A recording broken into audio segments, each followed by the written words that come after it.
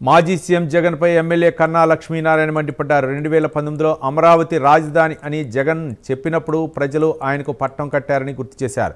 2024 ఎన్నికల్లో ఆయన 3 రాజధానుల నినాదంతో వెళ్ళినప్పుడు ప్రజలు తిరస్కరించారన్నారు. అయినా జగన్లో మార్పు రాలేదని విమర్శించారు కన్నా లక్ష్మీనారాయణ.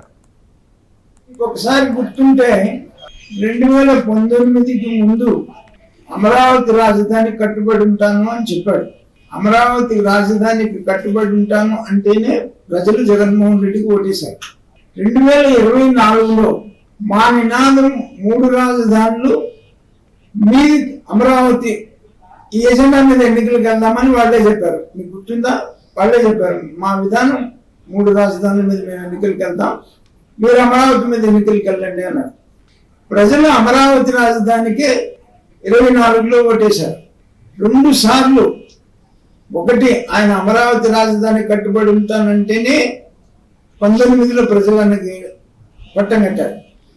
24లో 3 రాజధానులు అంటే ప్రజలు బుద్ధి చెప్పారు. ఇంకా బుద్ధి రాకపోతే చేయగలిగింది ఏం లేదు.